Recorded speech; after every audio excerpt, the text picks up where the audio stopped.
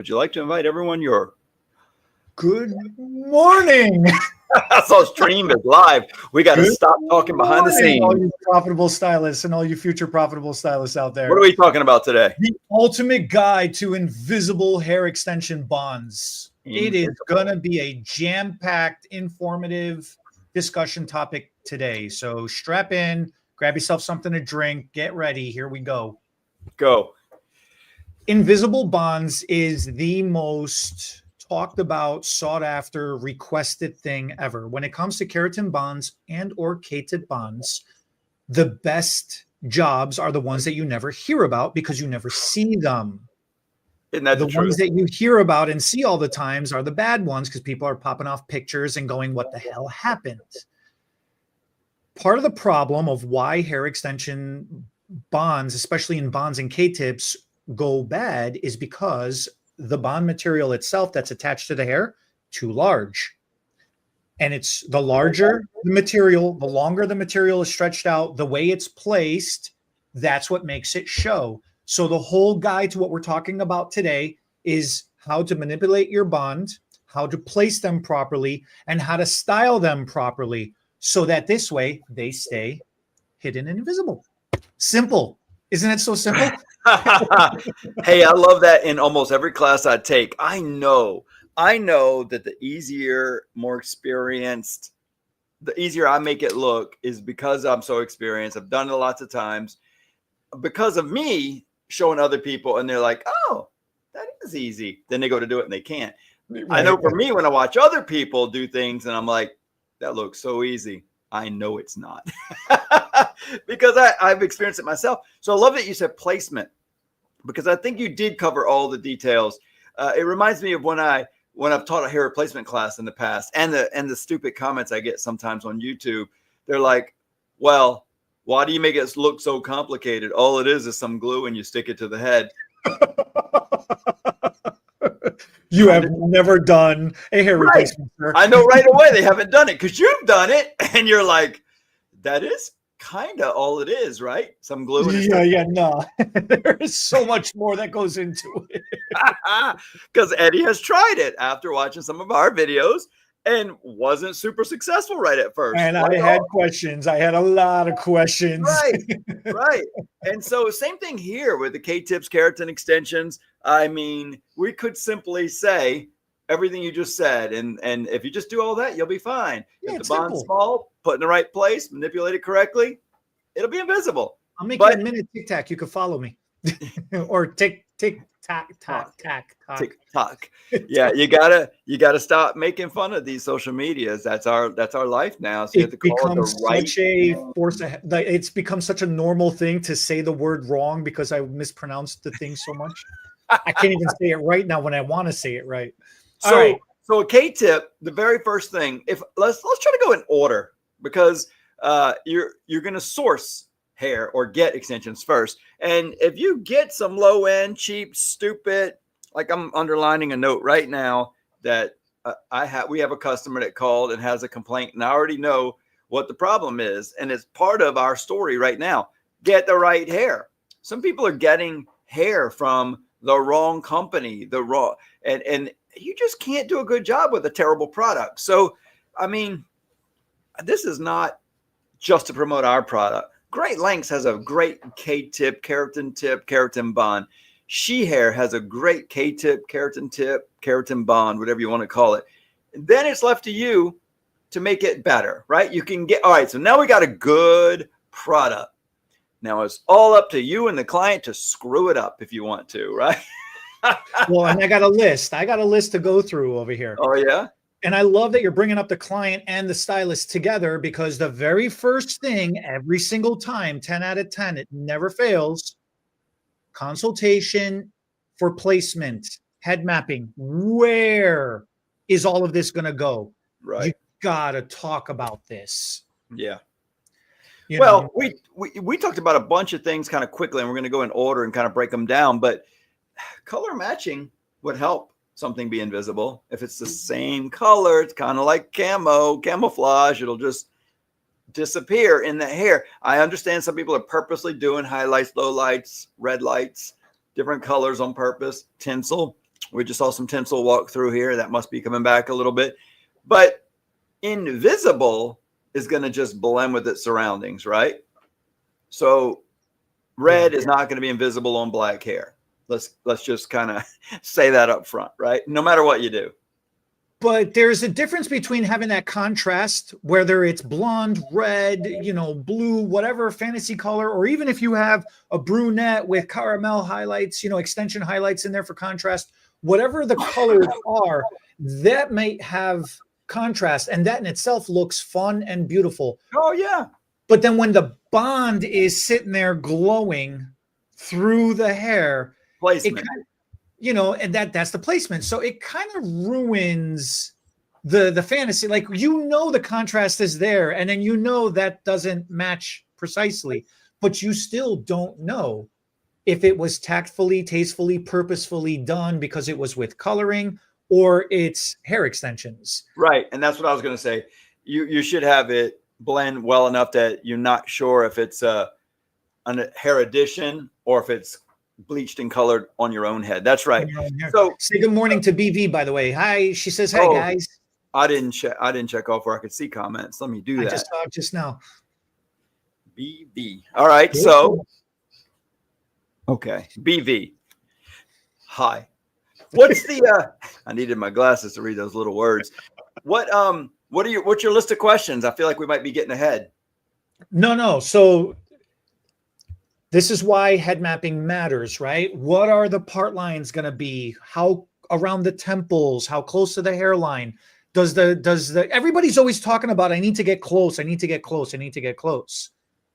That's part of being your invisibility, is not getting too close to the hairline. It's understanding that when a woman especially has her hair down, when she pulls her hair back, some women, their hairline completely disappears, and it doesn't start till back here. So just because that when the hair is down, it looks like they have face framing going on, that's not necessarily true. So you have to be mindful. You have to be mindful of that placement. Also, that placement, okay, fine. Now you understand where you're going to start on the head. Should it be a straight line? Should it be more of an angled line? How is the hair going to be worn? Is it going to be blow dried forward? Is it going to be blow dried to the side? We were talking about this a week or two ago. The part side, you should come a little higher up on the part side. You shouldn't stay too low, because then otherwise it looks like a shelf, So that's the kind of the placements we're talking about. And then also, now that you've got your placements down, what are you doing with the size of the bond? And how are you installing the bond? What technique are you using? So those are things that we're going to have to talk about. Yeah. I was about to say, I feel like you had skipped preparing the bond before it goes in, but the mapping wasn't necessarily putting it in. You're just talking about where it's going to be put in. Placement, where it's going to be put in. And my placement advice would be not. I like to draw. When the head's drawn, I like to draw it in red. Where are the no-go zones? Like, where would you not put extensions? And I like to hear what people say. And they'll say, not too close to the front hairline. Right. Not too close to the part. Right. So that's a good start, but there's a few other areas. But I would say not too close to any of the hairline all the way around. And most people just think about right here because that's all they see. But yeah, hairline all the way around, because people are going to pull their hair up and the bonds need to be hidden. So inside the outer lines is a good start. And then most people say the part, but that crown area too is not a specific part, right? It's more like in every direction, like a volcano, And so where you're talking about in the crown area, the crown, people have all kind of words for that. We had an exchange. Oh, you're talking about the cowlick back there.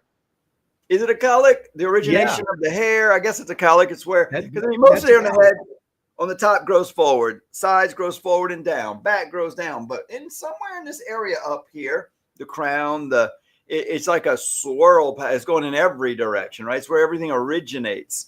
And so from there, you just kind of got to stay away from that kind of rounded area. And it's not a specific part, but people have a break too, is what I noticed. Like if you just blow drying someone's hair from wet with no specific direction, you can look on the back of the head and the hair just kind of opens up somewhere. And in that area, you can't put extensions because it's going to show. So I think it's that basic. Stay away from the hairlines, the part, and that break in the back.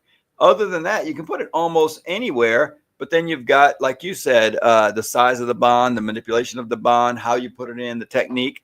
And so I would say nobody knows why they make these keratin bonds too big. We have a bunch of guesses. We've asked the manufacturer ourselves. I've been to Italy, and I don't know if it's lost in the translation. Nobody says other than our machine. What you think you know? I know. All right, you tell us. Trust me, I'm a doctor. I know. Why is it too big, and why don't they just cut it before they send it to us? Real quick, BV is Bianca. She's coming to see you on Saturday. Does BV have a lot of different names? Was she BV last week? I looked at the picture real quick, and I was like, I don't think that's the same girl that was commenting last week. And then Richard, flat bonds or round bonds hide better. I'm going to answer Bernard's question first, and I'm going to talk about why flat bonds hide so much better than round bonds. So the reason why the bonds not always. Every time. 10 out of 10 every time. Yeah, we'll talk about that in a minute. Like I said, trust me, I'm a doctor. I just watch Spies Like Us. Why do they make them too big? It's so they can, because they have to inject the hair all the way through. So the hair in that small bond can support 18, 20, 26, 28 inches of length. If you don't have enough hair injected through the entirety of the bond, then the length of the hair itself will start to shed and fall apart because of too much weight, which is why you also have to be very mindful and careful of when you're cutting the bonds, not to cut them down, trim them down too low, or when you're splitting the bonds, you have to be mindful how you cut into a bond when you're splitting it, so you don't tear the integrity of the bond apart. Okay, now cite your source. Eddie Ohanian, I knew it was made up. 2025. What mother we and then that keratin bond needs to be cut short. And we say it needs to be cut short. The tool is a certain size that heats that bond up, and the keratin is made longer than what fits in the tool. So you'd have to heat the bond up in multiple locations. So one of the reasons to shorten is it so it fits in the tool better. But we've just found through experience, we cut a little off, a little more. And as we get shorter and shorter with that bond, it holds pretty well. After it's too short, it doesn't. So just smaller than the size of the heating tool you're using works in most cases. And then the manipulation and the heating and the rolling or flattening of the bond, that's a whole nother story. But we talked about cutting the bond down. Let's talk about one or two or three more things you can do with that bond before it ever goes on a client's head. Some people will never use a full whole bond because they think whole bonds always show on the head. Well, depends on how thick the client's hair is, where you put it. Density matters. Yeah, but what I've noticed is that most people don't have a good understanding of something we talked about a few weeks ago. When you heat something, it's ready to be manipulated or change. You can change the shape while it's hot, right? It's hot and melted, and it can be rolled, it can be folded, but when it's heated, it swells. And when you roll it or fold it, you can compress it and make it smaller, or you cannot. And it's all about timing. So you heat that bond up, you hold that little bond, you heat it up, and then you put the tool down. That's when the clock starts ticking. Some of us get there quicker and roll it really fast or fold it. Some of us are just looking at it, marveling at our work, putting the tool. Oh, maybe I need to clean the tool over here. No, this is cooling. And you're like, I got to clean this, organize my tray a little bit, maybe go to the bathroom. No, I'm just being sarcastic. But you put the tool down and you're just slow because you're thinking about it too much. And you're like, I got to get my hand. Maybe I'll use this hand. I don't know what hand. I don't know. Maybe it doesn't matter. I roll a little bit, look at it, roll a little bit, because it's still a little warm and it can still be manipulated, but it can't be completely compressed if you wait too long. So I would say this is probably the most important step if you've even heated it correctly, because most people take that big old bond and they go on and they press softly to heat it because they have gentle little hands and they just don't want to press too hard because it might hurt. Or they think like a flat iron, it's either too soft or they do like a flat iron and they squeeze the crap out of it. And then that thing is spider webbing all over the place. Right. So it is a plier like tool for a reason. I mean, I did extensions back in the day where it was what they called a purging tool. It was one flat, straight, hot rod, a little divot in there, and you go underneath and you would heat that bond up. But you would hold a hair with such tension that when you put the rod under it, if you didn't hold the hair with tension, you could just push the hair up softly, or you could just barely heat it up. And those of us that learned that if you held the hair tighter, you could push harder and make that keratin not only melt, but get pushed through all the fibers of hair and then roll it. So even then we understood tension and holding tight could push the keratin into the hair. Then when we came out with the plier-like tool, at first it was only heated at the bottom. Then when they brought the heat, it was just like a little Teflon thing on the top just to kind of push it all together so you could push the keratin in. But in both cases, it was still a plier-like tool to push the keratin into all the fibers of the hair, or every strand of hair, I should say. So if you use the mechanical pressure of pushing, it'll not only will it heat it, it'll heat it faster, because what pressure is heat. Pressure can be heat. Pressure can turn into heat. So pressing is pushing the keratin in there, driving the heat further into the fibers of hair, so that now we got better adhesion, better compression, pushing all the air bubbles and any other spaces out. So now it's just a flat, hot piece of keratin that can now be manipulated round or flat. And so if you roll it really fast, you can get the smallest roll. And then if you pivot to the top, pivot to the bottom, you can get that round bond to kind of go away, kind of taper off to nothing on the top and bottom. And that's going to be a smoother, more invisible transition. You want to say anything about that before we go in the round and flat? No, that pretty good. That covers it. The other thing about tension I'll say is, especially now when you are using more modern tools, then they are more like the plier style that you're talking about. I don't have any by me. The difference, what I notice in classes, especially when I see stylists working on it, is they're holding on and they're holding the bond in place and they're holding on to it for dear life. And they don't realize that as soon as you warm it up, this softens, it starts to stretch. They're still pulling on it. And I noticed that it starts to stretch that out. So they may have started up close, but then by the time they're done, they drag it down a quarter inch, half inch down the head. That makes the bond stretch and make it look twice as long or twice as big as what it was to start with, even after they've cut down the bond or manipulated the bond. I was going to say, we cut that bond down, and you're right. And that is the most common mistake I see, because let's say that on this pencil, that silver part's the bond, and I'm holding the hair here. So I come in with a tool and I heat this part up right here with the tool. You're right. They just start sliding. But more than anything, they put the tool down and let go with this hand and start rolling it or whatever.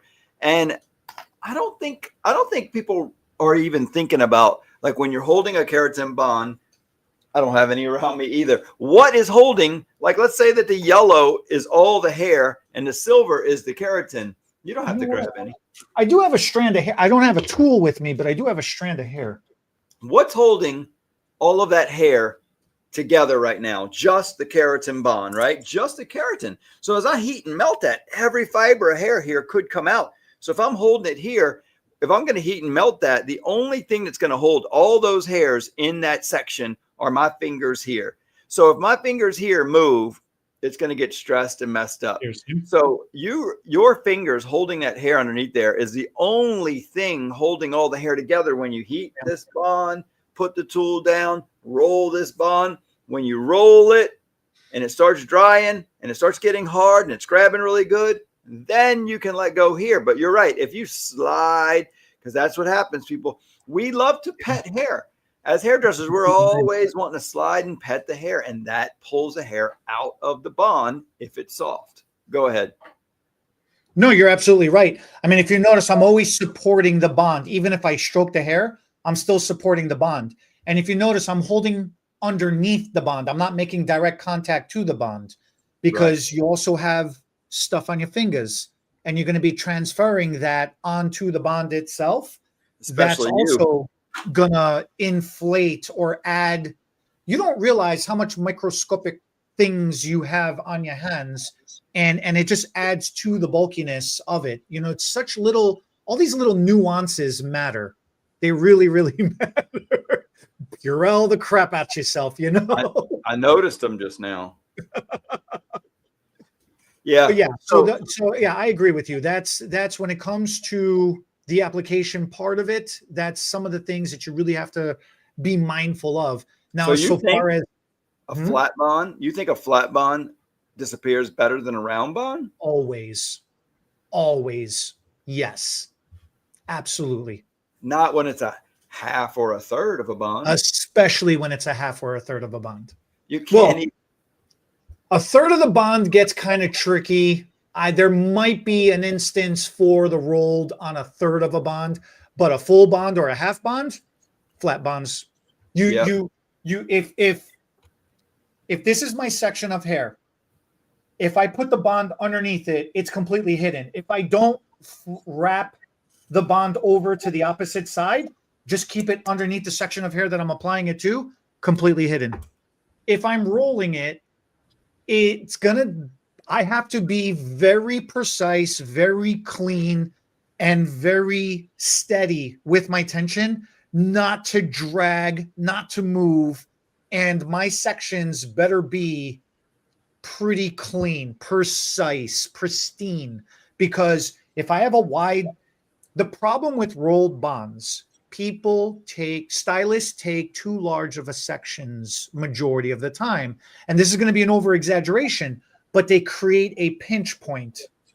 And that pinch point creates drag on the corners. And in the beginning, when it's so close to the head, it doesn't matter because it's a fresh install. As it starts to grow out, those sides that got pinched in, they start to loop out, and now it's swinging all over the place. If you're lucky, it'll snap. If you're not lucky, other hairs will come through it. It starts causing matting and tangling and dreading, and then you got bulkiness there, and it looks fake as we can't cuss, but you know, So a FAF. third, so a third of a bond and a fourth of a bond is sometimes so small that the reason why I would say a round bond sometimes looks better than a flat bond is that is the way the light glistens or shines off of the surface.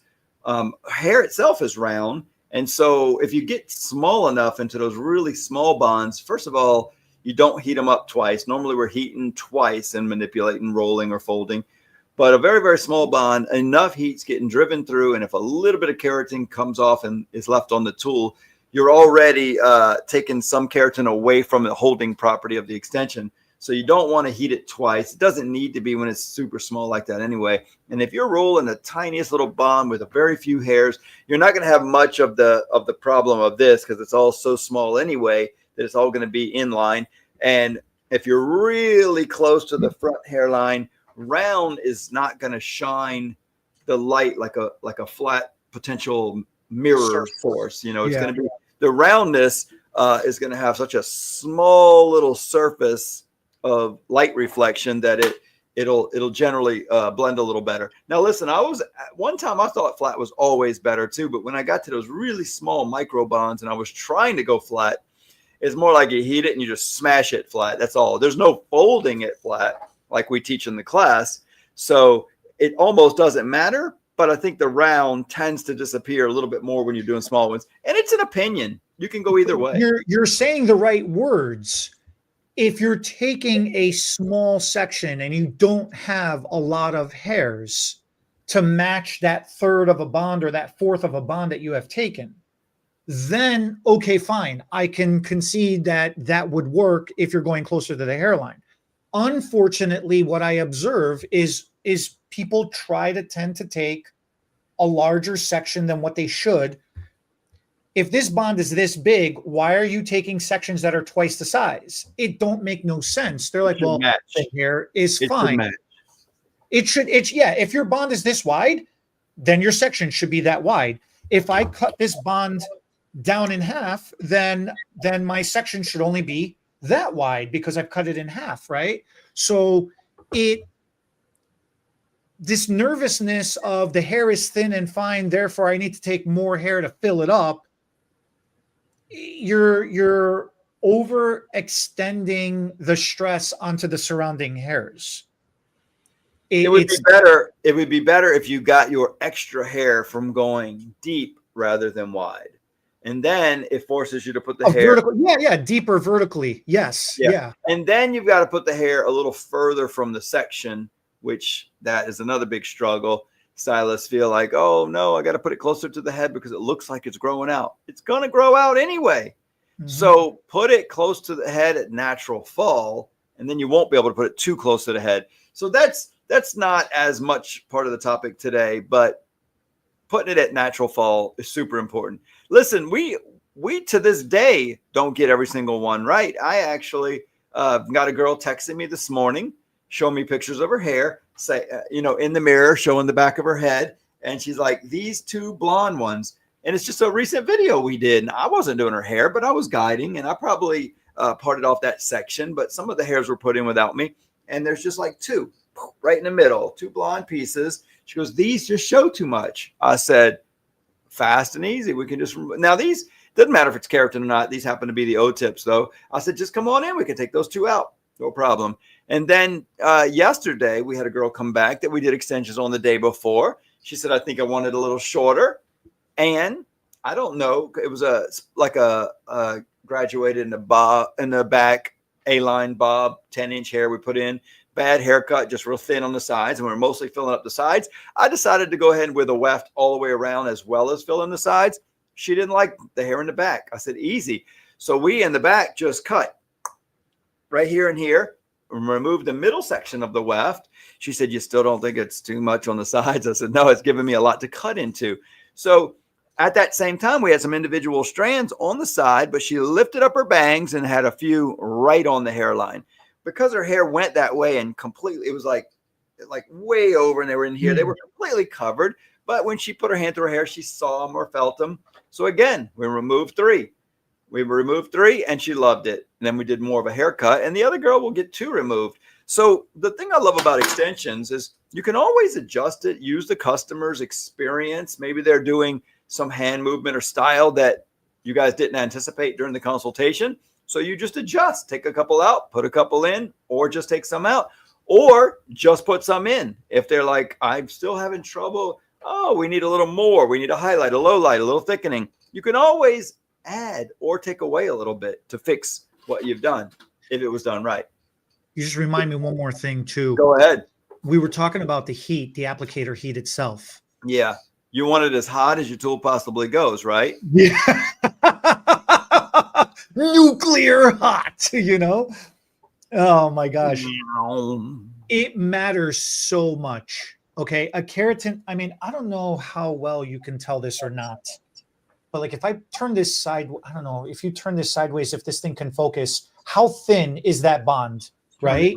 Turn it both ways so we can see it like this and like that. So it's that almost as big as your head. It's thin that way. But then if I turn it sideways, it's super thin sideways as well too. It's designed to be small so it could be manipulated properly, so it could be hidden. The temperature of the heat matters so much. When you overheat, it blows out the keratin and it literally explodes the keratin. And that's that spider web. I don't know what other word to call it, but that's a good one. It's strings, yeah. The string cheesing thing. And what happens is what we don't realize, I'm just going to keep this next to me. Regardless of how big or small your bond is, the hair that's attached to it is injected all the way through the entirety of the bond. So if you snip the top of this off and you run your finger across it, you're going to feel the the roughness, because that's the fibers of the hair sticking through now. So you're going to feel that roughness. It's not going to feel nice and smooth as a clean bond does. True. Or a fresh bond does. What happens is when you overheat the bond and you blow it out, all those hairs are now flying all over the place as well. So when you're trying to collect it all and bring it back together and mold it back into place, you don't have this nice fanned out section of hair anymore looking natural. Now you've got, a clump on the side. So when it's sitting on the client's hair, yeah, you may have put it in and applied it nicely, but that clump of hair now is gonna fall down here wherever it's gonna live. And that's what matters. That's the styling that somebody's going to see. And it's just going to draw attention up the hair to where that discrepancy is. And it's going to make the observer focus on the scalp. And then that's where the bond is going to show through. A lesson I was taught many, many years ago in regards to haircutting was a good haircut is not about how much hair you cut off. It's about how much hair you keep and where it lays, where you leave it. Okay. Right. It's the same thing with the bond. Yeah, you can cut it down nice. Yes, you can apply it nicely and everything else. But wherever you're placing it, that strand of hair has to fall across the body somewhere. So overheating is terrible. Absolutely terrible. The other thing I see is even when a stylist is using the correct temperature of heat, they tend to apply the tool and then they peel it off. They just come sliding across right off. You opened this tool and centered it and then closed it. You should then reopen it and then take it out again the same way you came in with it, That's a great point. That's a great point.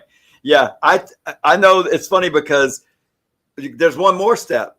I'm going to show from the side. So you got that bond. And they go in with the tool, and like you said, they heat it up. And often, yeah, just what you said, it's just pulled off. And you can imagine you're just pulling off a stringy mess. So I say, okay, so what we've learned is it's kind of like silly putty. If you open slowly, it's like stretching silly putty slowly. But if you pull silly putty fast, it just breaks, right? It snaps. And so same thing here. If we pop that tool open fast, but you know what people do? I noticed this standing on the side teaching. They pop it open here and then they still scoop it up. So they're doing what you're saying. They're opening, but for some reason, our thumb is the opposable. What's the name? I think it's called opposable. I'll teach you English. It's opposing me. So for some reason, I'm using both. I'm so used to doing both, but most people, it's just a thumb that moves. So when they open that tool, it tends to open here, and it really needs, like you said, it needs to open like that. But even if they open here, if they did that before they pulled it away, but they'll open that tool and more than just pull, they'll scoop and just wipe all the keratin off the back side. It ends up on the tool. That's what you're cleaning off. So it's crazy how these little things we get over time that clean your fingers is what RJ said. But when you pop that tool open, huh? You got to clean your fingers. You got to keep them. I know. I did. He's probably making fun of me or something for something. No, I had somebody. Well, you were talking about clean fingers earlier. I did have somebody doing bonds one day, and they were slipping out as fast as they were putting them in. And I was like, I don't understand what's going on here. And as we're talking, he's reaching into a bag of potato chips. He's got the. He's eating potato chips while he's putting extensions in. He's got these oily fingers, and I'm thinking, well, there's your problem. I mean, usually you clarify. Awesome. Yeah, usually you've clarified the client's hair, right, with some clarifying shampoo. We didn't even start there, but if you've clarified the client's hair and you used your hands with no rubber gloves, your hands should be as clean as the hair, right? No chips, no eating like we do. We can eat during our job now, but we can't eat during our extension job. So look, you pop that tool open like this and pull away. You're going to have less mess on the tool, more keratin left on the hair to support. But then let's try to go into the next steps. We talked a little bit about flat and round, but you brought up something as you were saying that it kind of reminded me of something nobody really talks about. And it's the positive side of why people like tape ins and wefts so much. It's the continuation of hair sideways. It's big, wide, because when I was taking my first Great Lengths class, I was already doing individual strands from other companies. And this guy, he was one of the more popular extensionists from Texas way back then. But there were 3 educators in the room. It was a big class. And we went over to Texas to take the class. And I just remember I'm putting them in right next to each other. And the lady in the class is teaching to put space like a checkerboard. And he said, he whispers to me, he said, "You're not going to hear it in class today. But that is going to be the thing that's going to make your extensions look the most natural, is that you're putting your extensions right next to each other in a solid row all the way around, because it looks more like a weft because the hair is continuous." And it was round bonds, but flat bonds is a step even closer to the right direction of flaring the hair out wide from the base all the way down. Because, you got that base you're talking about, putting the hair in here, but then when you roll it, you're pulling it into a little ponytail. Then if you have thick enough hair, it's going to start to flare back out because you have enough hair. So you get this gap, this little diamond shaped gap in between every extension when you do individual rolled strands. And then if you put space between them like a checkerboard, well, then you end up in like people of Walmart, and you see where the hair just doesn't blend. And on the back of their head, they've got hair like this and extensions like this, right? Because you've got space. Now, yes, I guess the teaching is do a checkerboard pattern where you put them in like this, and then your next row is supposed to fit between them, fill in the check. But why? Just put a little space between your rows and keep them next to each other. And of course, the argument would be, but they're going to tangle together if they're too close together. Not if they're done right. And if you need to do a little cleanup or keep them brushed or detangled, that's part of the job. But the look is going to always be better when hair is put right next to each other, because on our head, all of our hairs are right next to each other. It just makes sense. So when you're trying to do checkerboarding, I mean, maybe for highlights or lowlights or thickening services, but when you're adding length, if there's space between the bonds and then it projects out past the ends of the hair, you've got space. And then like what you were talking about earlier, when you go do a haircut, you can't cut something that isn't there. I can't do a cut in between bonds to make it look like it blends. If it's hanging like that, there's no cutting right here that makes these two blend together. It doesn't pull them closer together. So you've got to have hair right next to each other. And that is the untold advantage of wefts, tape-ins, things that have continuous hair. Now I know why it strings up. Thanks for the good tip. Well, so this is something I'll do in class.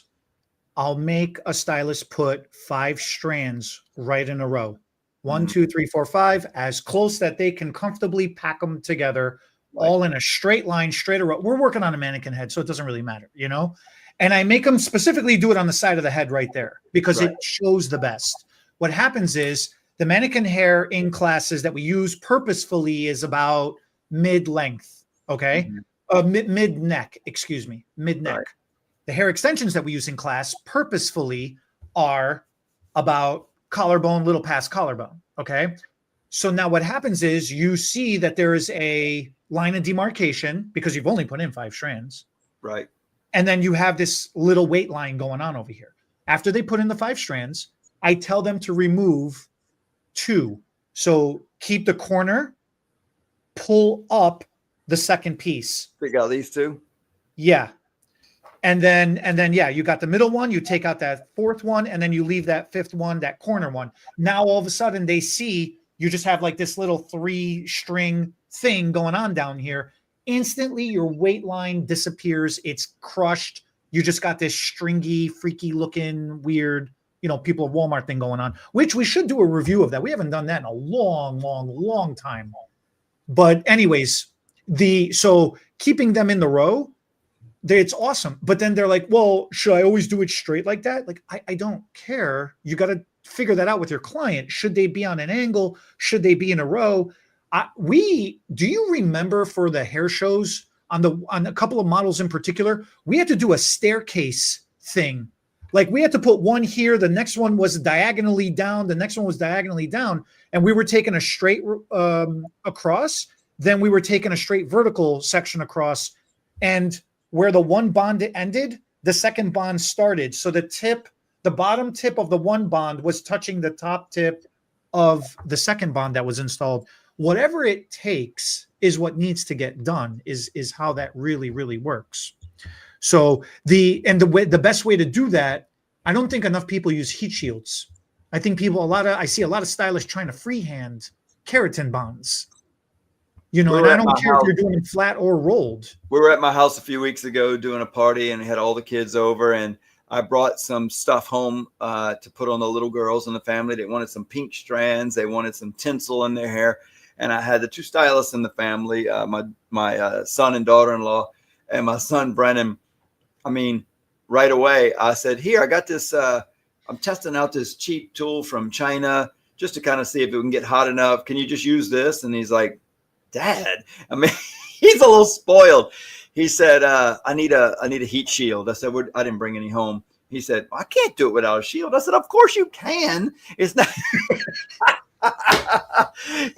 He's so spoiled. And I was like, good training right there. I know. I was like, I'm so glad that he wants to only do it the right way. So it's kind of like if you teach the right way, you practice the right way, it's hard to do it wrong. It's hard for me to drive without a seatbelt these days because it's been a law for so long. I feel like something's missing.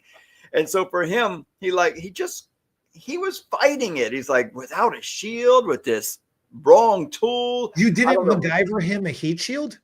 No, I know I should have cut up a plastic Coke bottle or something, but no, I didn't make anything. I said, we put in one or two on these kids. Just make it work. Don't burn anybody. So I get it. So what did we not cover? Let's go into the next step. We did preparing the bond, heating it correctly, placement, where you put it on the head. We kind of did all that. I think we've covered most everything, but let me go a little deeper into what I was talking about a minute ago. If you put space between them, then it looks silly. If you put them together, it's better. If you do them round and together, it's not as good as flat. Whereas with flat, you've got, like you showed a little earlier, you got a keratin bond this wide. You take a section this wide. You heat it, fold it, and the sides stay the same size as the section, the keratin bond, and then the hair flows out that wide. And then you put another one right next to it. They look like this. They look like boom, boom, boom, right next to each other. It ends up looking like continuous hair. So the argument would be, what if I don't have enough hair? I'm spreading it out so I can fit it on all of the important parts of the head. I get that. So here's the choices. You spread it out this way, and you can spread it out this way, right? So if I don't spread it this way, I just got to spread it more this way to make it go further. So to me, like solid lines from one side of the head to the other, starting here, going all the way around the very top row, and then do a solid line for the very bottom row. Even if it's got a curve down and around to follow the hairline, it's a solid row. Well, I did the top row and the bottom row. One of the biggest tricks I learned over the years was to draw the picture before I color it in.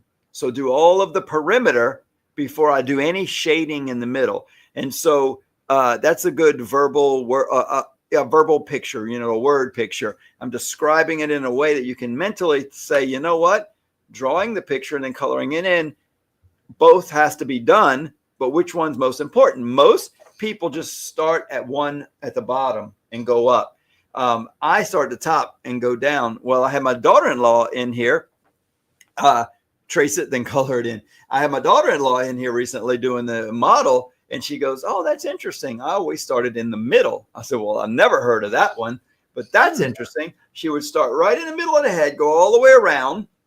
I said, it's not a bad idea. She said, and then I would just kind of figure out if they needed any above it or below it. So the reason why I start in the middle is still a step closer to doing it right compared to starting in the bottom. When you start in the bottom, you're starting in this little section of hair in the back that does not even bring the sides into account yet.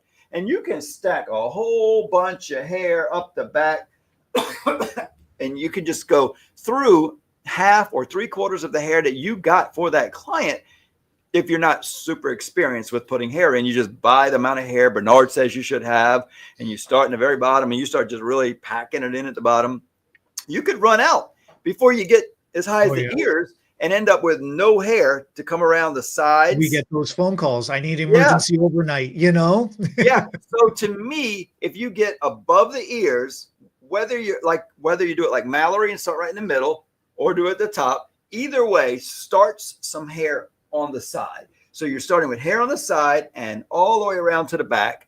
And so now you've got a better idea of what does it look like? Oh, maybe I need to add a little more on the sides, a little more on the back. And so I say by doing the top row around and the bottom row around, especially when you're doing keratin or any type of individual strand, I say the bottom row should follow the hairline a little bit. You don't have to get real close to the hairline in the back, but at least dip down a little.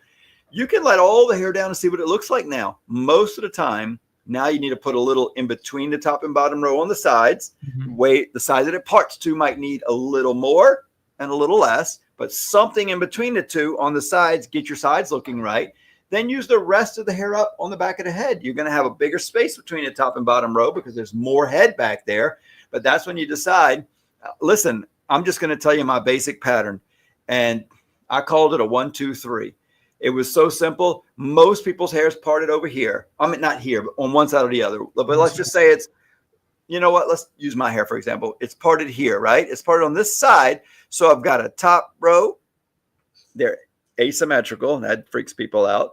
And it's going all the way around. And then I've got a bottom row going all the way around, right? So now I've got these two rows are closer together than these two. So when I'm putting a little bit of hair on each side to about the back of the ear, I'm putting a few hairs, the 5 you talked about, 1, 2, 3, 4, 5, maybe 6, 1 row, 2 rows on the back, 3 rows in between the top and the bottom. So I'm doing the top, the bottom, and literally in that order. I'm going to do the sides first, 1 row, 2 row, because you know what that third row, those 3 rows in the back might be? They might actually be checkerboarded. They might actually have some space between the bonds, between the rows. Because now what you're filling in, it doesn't matter because I got a solid row at the top, a solid row at the bottom. That's going to pull the top layer and the bottom layer together. Now that middle section in the back can be anything. It can be 1 solid row across the middle in the back, but you might have enough hair to do the 3 rows I'm talking about if you ordered enough hair. But that's where you just kind of decide how to spread it out back there, because the top and bottom row pulls it all together. Now you're putting thickness in, and you just need to evenly spread the hair out from side to side and in that back section. And typically I finish the sides, top row, bottom row, and sides. Then I count how much hair do I have left.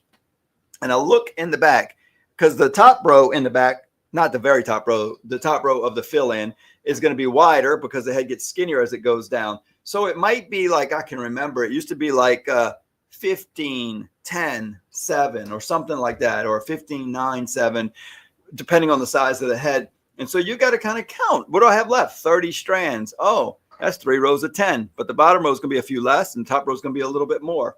Perfect. Let's put those 3 rows in. But if you just started with 1 row in the middle, that'd be the safe space, and then figure out what you need a little above it and below it. Yeah. And so RJ brought up a good point.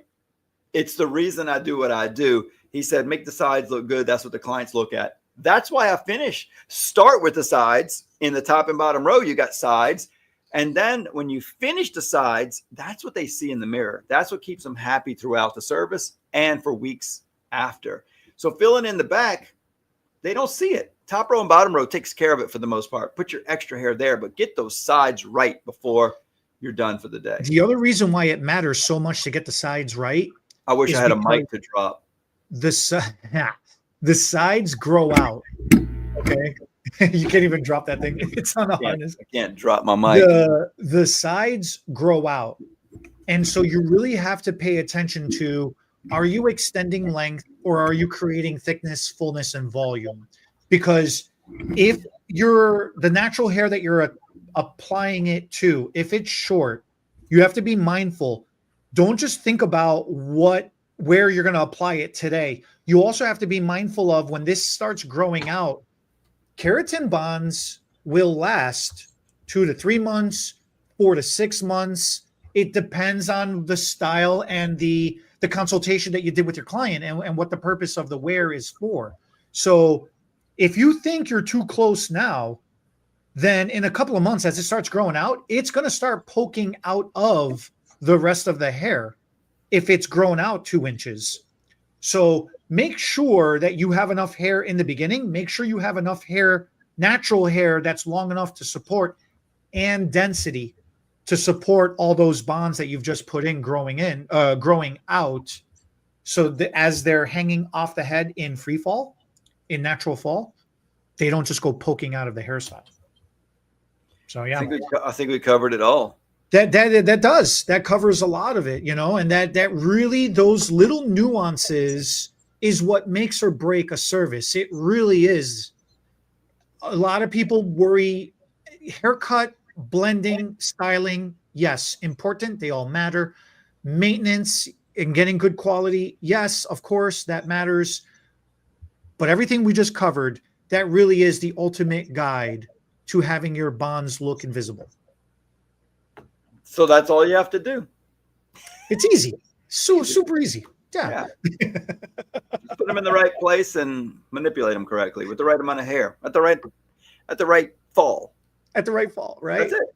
So you have fun for the rest of your week. Have fun with Stella, Bianca, whatever her name is. Stella. I'm going with Stella. 13 different names.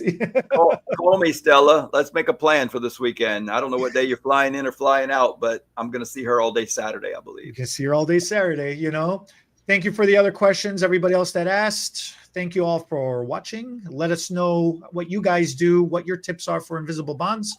We'll catch you all next week. Comment, like, subscribe. Did I